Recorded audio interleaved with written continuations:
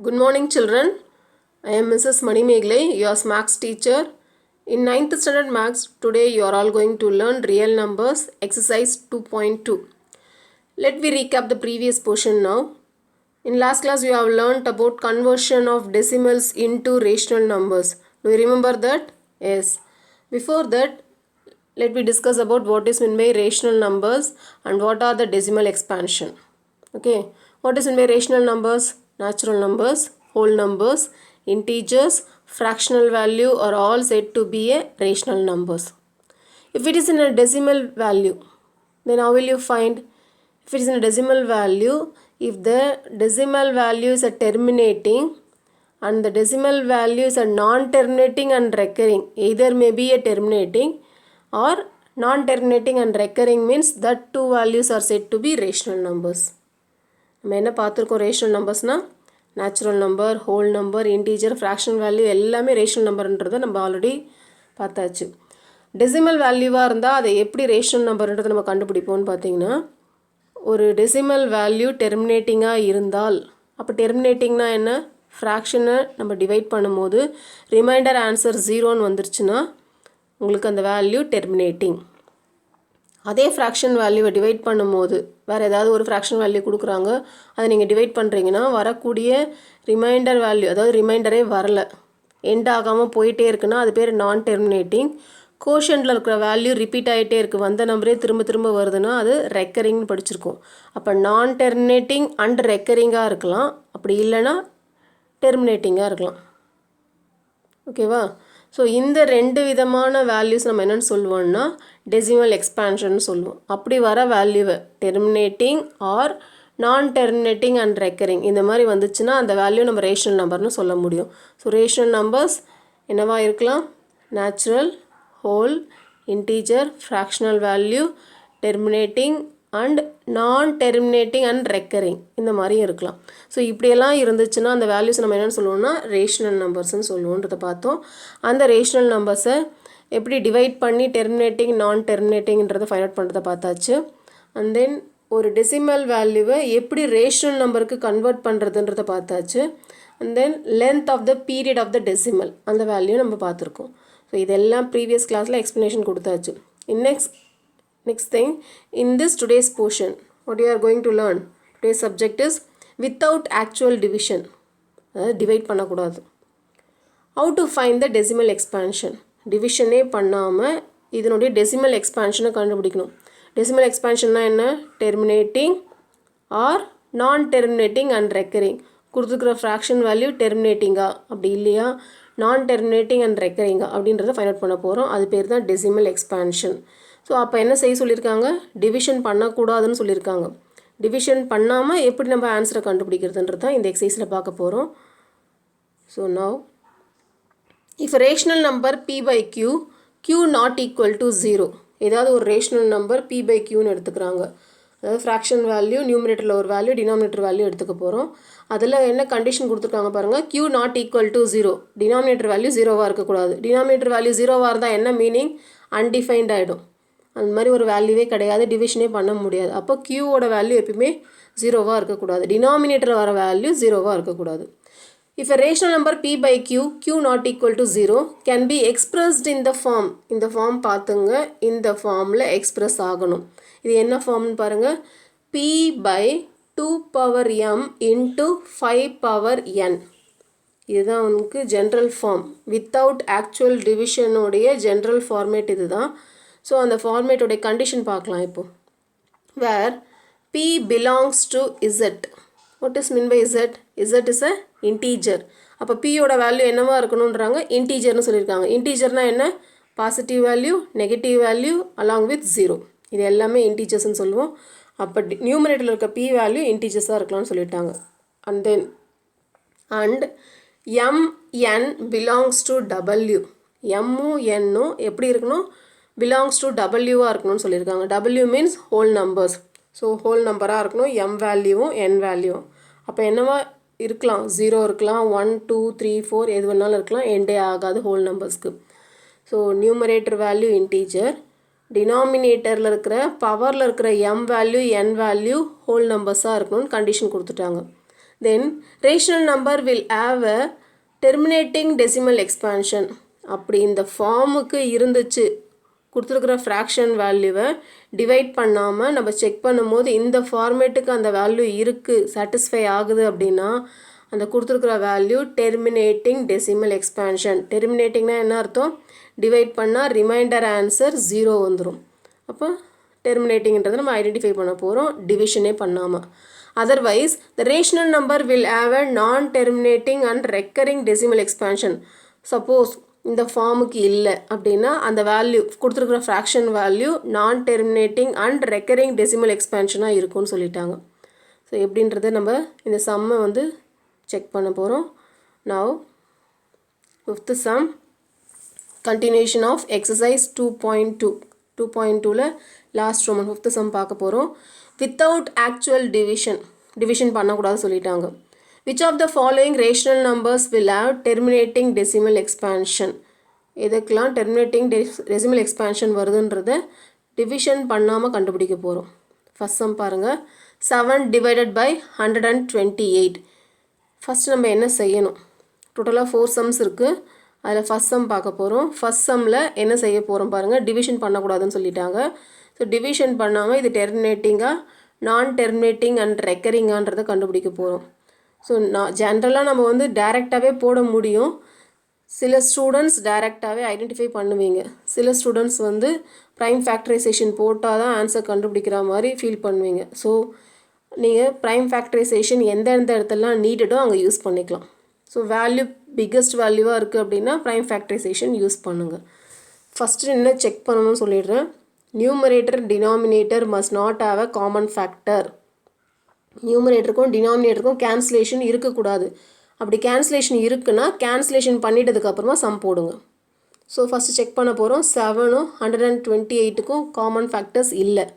So அப்போ நம்ம என்ன செய்ய போகிறோம், டைரெக்டாக சம் போட போகிறோம். Numerator value as it is, keep as it is, அப்படியே வச்சுங்க, எதுவும் பண்ணாதீங்க. டினாமினேட்டர் மட்டும் எடுத்துக்க போகிறோம். ஏன்னா அதனோட ஃபார்மேட் என்ன, p/2 power m into 5 power n.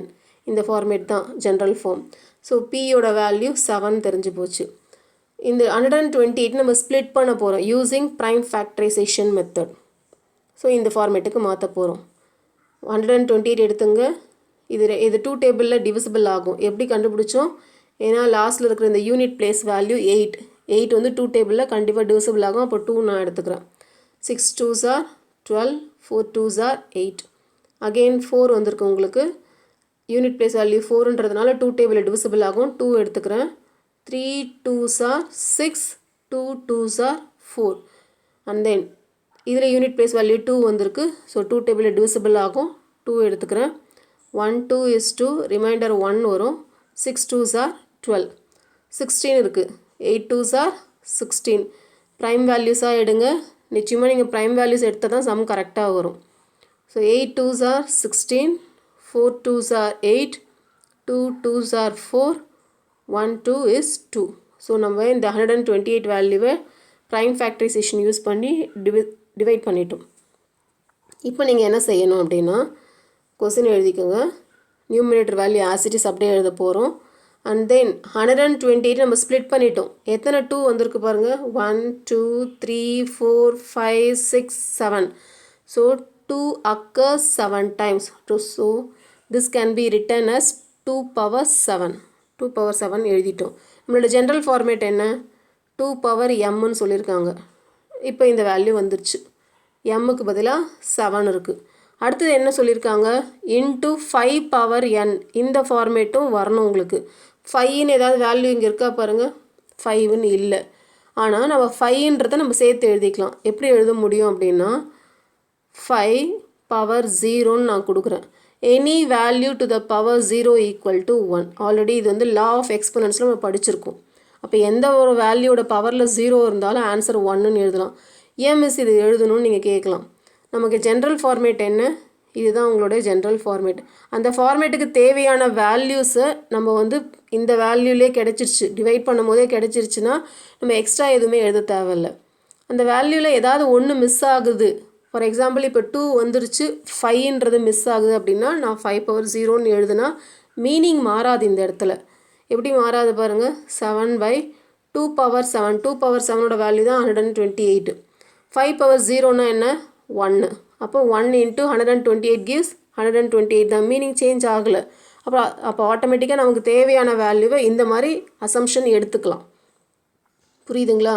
Suppose இங்கே 5லாம் வந்துருச்சு, 2 இல்லை அப்படின்னா நீங்கள் 2 பவர் 0ன்னு எடுத்துக்கணும். ஸோ அங்கே வந்திருக்கிற ப்ரைம் ஃபேக்டரைசேஷன் வேல்யூக்கு ஏற்ற மாதிரி நீங்கள் இங்கே ஃபார்மேட்டை மாற்றிக்கணும். அண்டர்ஸ்டாண்ட் ஆகிடுச்சா? So this is of the form. அப்போ இது எந்த ஃபார்மில் இருக்குது பாருங்கள், p/2 power m into 5 power n. ஸோ அப்போ இந்த ஃபார்மேட்டுக்கு வந்துடுச்சு அப்படின்னாவே நீங்கள் ஆட்டோமேட்டிக்காக இந்த வேல்யூவை என்ன சொல்லலாம், terminating decimal expansion. Therefore, 7/128 as a terminating decimal expansion. Understand? Second sum. 21/15. 21/15 இதை நான் உங்களுக்கு ரெண்டு ஃபார்மேட்டில் சொல்லித்தரேன். ஆல்ரெடி ஒரு ஃபார்ம் இங்கே ஒர்க் அவுட் பண்ணியிருக்கேன், இன்னொரு ஃபார்ம் நான் உங்களுக்கு ஈஸியாக சொல்லித்தரேன் பாருங்கள். 21/15 காமன் ஃபேக்டர்ஸ் இருக்கா பாருங்கள், ரெண்டுமே உங்களுக்கு 3 டேபிளில் கேன்சல் ஆகும். 5 3s are 15, 7 3s are 21. First ஸ்டெப்பில் நீங்கள் என்ன செஞ்சிடலாம், இதை கேன்சல் பண்ணிக்கலாம். ஸோ கொஸ்டின் எழுதிடுங்க, ஈக்குவல் டுன்னு போட்டு 7/5ன்னு கொடுங்க. இப்போ இது எந்த ஃபார்மில் இருக்குதுன்னு பாருங்கள். ஆல்ரெடி நியூமரேட்டர் 7 இருக்குது, டினாமினேட்டரில் உங்களுக்கு 5 வேல்யூ இருக்குது. அப்போ 5 பவர் 1, ஒரே ஒரு 5 தான் இருக்குது, 5 பவர் 1. ஆனால் என்ன இல்லை, இந்த ஃபார்முக்கு நீங்கள் மாற்றணுன்னா எது இல்லை, 2 இல்லை. அப்போ நீங்கள் 2ன்னு போட்டு பவரில் 0ன்னு நீங்களாக சேர்த்துக்கலாம். பாருங்கள் இப்போ இந்த ஆன்சர் வந்துருச்சா பாருங்கள், 7/5 பவர் 1 into 2 பவர் 0. ப்ராடக்டில் எப்படி வேணாலும் இன்டர்சேஞ்ச் பண்ணி எழுதலாம். ஃபஸ்ட்டு 2 பவர் 0 into 5 பவர் 1 எழுதினாலும் 5 பவர் 1 into 2 பவர் 0ன்னு எழுதினாலும் ஒன்று தான். ஏன்னா commutative property satisfies for addition and multiplication. So நமக்கு ஃபஸ்ட்டு ஸ்டெப்லேயே ஆன்சர் கொடுக்கலாம். ஸோ உங்களுக்கு ரெண்டு ஃபார்மேட் சொல்கிறேன். இப்போ இந்த ஃபார்மேட் யூஸ் பண்ணி சம் போட்டாலும் கரெக்ட் தான், இல்லை நான் இப்போ ரிட்டன் பண்ணியிருக்கேங்க இல்லையா, அந்த மாதிரி போட்டாலும் கரெக்ட் தான். ஸோ இந்த மாதிரி போடுறது தான் என்ன செய்யணும், கொஸ்டின் எழுதுங்க, ஈக்குவல் டுன்னு போட்டு கேன்சல் பண்ணி 7/5ன்னு போட்டுங்க. நெக்ஸ்ட் ஸ்டெப்பில் 7 இந்த வேல்யூ அப்படியே எழுதிட்டு திஸ் ஆஃப் த ஃபார்ம்னு இந்த ரெண்டு ஸ்டெப்பை எழுத போகிறீங்க. ஸோ அப்படி எழுதினாலும் எழுதுங்க, இல்லை இந்த ஃபார்மேட் பாருங்கள். இதில் என்ன செஞ்சுருக்கேன் பாருங்கள், 15 டினாமினேட்டர் எடுத்துக்கினேன், ப்ரைம் ஃபேக்டரைசேஷன் கண்டுபிடிச்சிருக்கேன். 5 3s are 15 and then 1 3s are 3. 21 எடுத்துருக்கேன், 7 3s are 21. அப்போ இந்த வேல்யூஸை எழுதி கேன்சல் பண்ணியிருக்கேன் பாருங்கள். நியூமரேட்டர் வேல்யூ 3 into 7 கொடுத்தாச்சு, டினாமினேட்டர் வேல்யூ 5 into 3ன்னு கொடுத்தாச்சு, கேன்சல் பண்ணியாச்சு. 7/5. So 7 divided by 5 power 1, already 5 இருக்குது, இல்லாத வேல்யூ 2, அதனால் 2 பவர் 0. ஒன்று 2 எடுக்கணும், அதே மாதிரி 5 எடுக்கணும். வேறு எந்த வேல்யூ நீங்கள் எக்ஸ்ட்ரா எடுக்கக்கூடாது, ஏன்னா இதனோட ஜென்ரல் ஃபார்மேட் பாருங்கள், 2 power m into 5 power n மட்டும்தான் இருக்குது. எக்ஸ்ட்ரா வேறு எதனா வேல்யூ நீங்கள் அசம்ஷனுக்கு எடுக்கக்கூடாது. புரியுதுங்களா?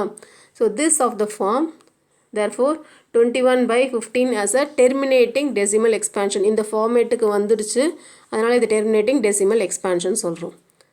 Third sum, 4 9/35. What value is this? This is a mixed fraction. இது mixed fraction. mixed என்னவா கன்வெர்ட் பண்ண முடியும், improper fractionாக கன்வெர்ட் பண்ண முடியும். எப்படி கன்வெர்ட் பண்ணணும், 4 into 35 மல்டிப்ளை பண்ணிக்கோங்க. மல்டிப்ளை பண்ணால் 5 4s are 20, balance 2, 4 3s are 12, 12 plus 2 14. நியூமரேட்டரில் என்ன இருக்குது, 9 இருக்குது, ஸோ ப்ளஸ் 9 வரும். அப்போ உங்களோட ஆன்சர் 149.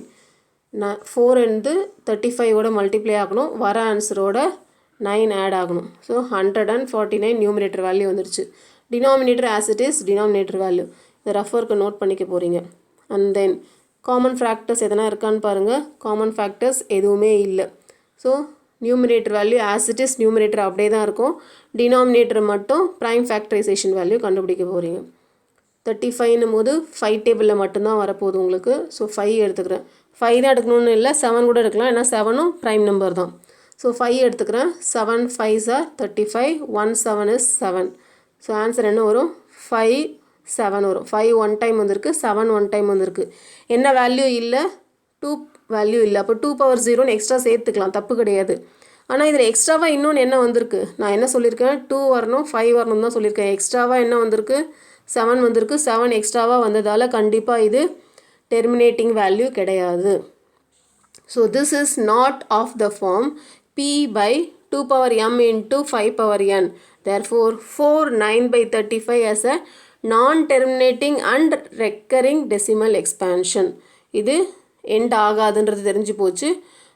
quotient value ரிப்பீட்டே ஆகிட்டு இருக்க போகுது அப்படின்றதுனால ரெக்கரிங் ஆகிடும். அப்போது இந்த ஃபார்மேட்டில் இல்லைன்னு தெரிஞ்சாவே நம்ம என்ன மென்ஷன் பண்ணணும், non terminating and recurring decimal எக்ஸ்பேன்ஷன்றதை மென்ஷன் பண்ணிடணும். Last sum 219 by 2200. ஸோ இது எப்படி கண்டுபிடிக்க போகிறீங்க? காமன் ஃபேக்டர்ஸ் இருக்கான்னு செக் பண்ண போகிறோம். காமன் ஃபேக்டர்ஸ் இல்லை. எப்படி இல்லைன்னு பாருங்கள். யூனிட் பிளேஸ் வேல்யூவில் 9 இருக்குது, ஆட் நம்பர். இங்கே யூனிட் பிளேஸ் வேல்யூ 0 இருக்குது, ஈவன் நம்பர். கண்டிப்பாக கேன்சலேஷன் ஆகாது. அப்போது numerator value as it is அப்படியே வந்துடும். டினாமினேட்டரை மட்டும் எடுத்து ப்ரைம் ஃபேக்டரைசேஷன் கண்டுபிடிங்க. 0 இருக்கிறதால 5 எடுத்தாலும் கரெக்டாக வரும், 2 எடுத்தாலும் கரெக்டாக வரும். அதை தவிர வேறு எந்த டேபிள்லையும் எடுக்காதீங்க. 10ம் வரும், ஆனால் 10 ப்ரைம் நம்பர் கிடையாது. ஸோ 10 எடுக்கக்கூடாது.